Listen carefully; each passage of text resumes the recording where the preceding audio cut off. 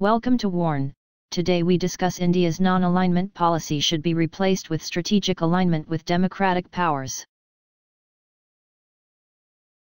When Gandhi advocated non-violence as a means to fight the British, it was, undoubtedly, a strategic masterstroke. Fighting a savage ruler like Aurangzeb with non-violence would have been impossible, but with the less heinous Britishers, it worked big time. It rattled them with a resilience far more potent than any physical attack.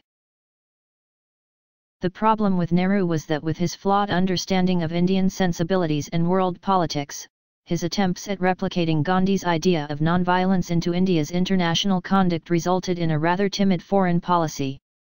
The pretense of self-imposed secular rectitude and a quirky obsession with the socialist state acted as further impediments, making us extra cautious, and at times, regressive in choosing our international partners. India's relationships with the US, and more so with Israel, were quite obviously the biggest casualties of our hypocrisy. In 1991, PM Narasimha Rao tried to usher in a new order by forging an India-Iran-US axis.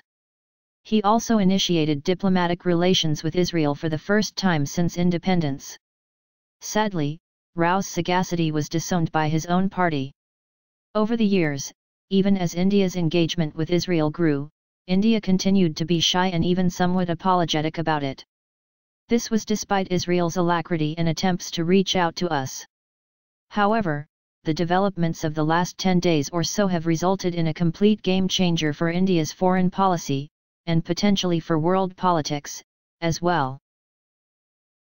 On the one hand, while the Trump-led US has firmly sided with India on the Kashmir issue, India has visibly sided with Israel on the Palestine conflict.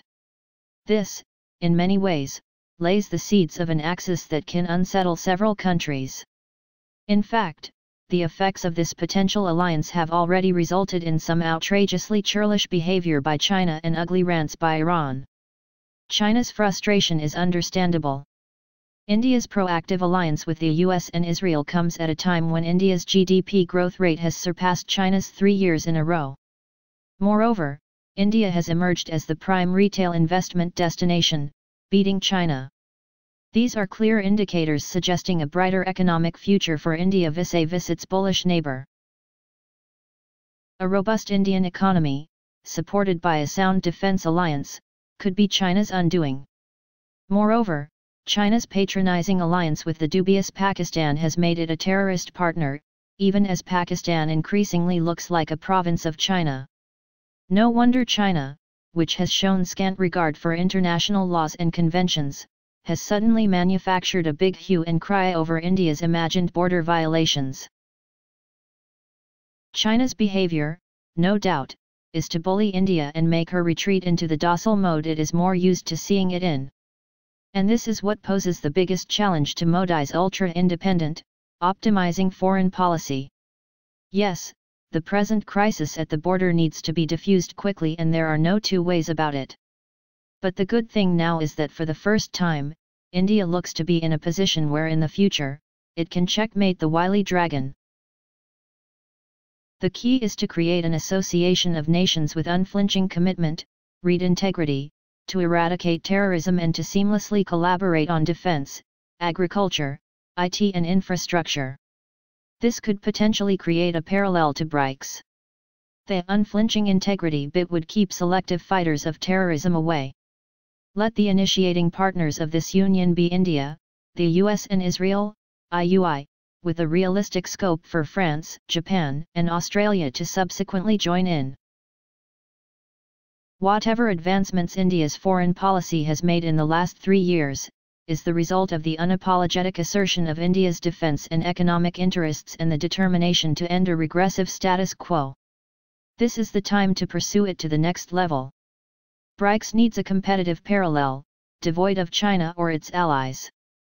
Moreover, now is the time to replace non-alignment with a policy of indulgent strategic alignment to optimize India's interests. As history stands witness, China has repeatedly violated principles of non-alignment with impunity. India, on the other hand, restricted by its own flawed notions of secularism and neutrality, has squandered away opportunities that would have helped it emerge stronger.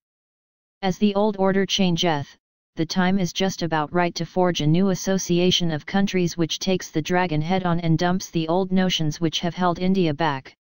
India's robust economy is ready to facilitate this new order. Thanks for watching. I hope you like this news. Please share your views in comment box. Please like and share this video. Press subscribe button and bell for auto update to you regarding my channel World Action and Reaction News. Warn.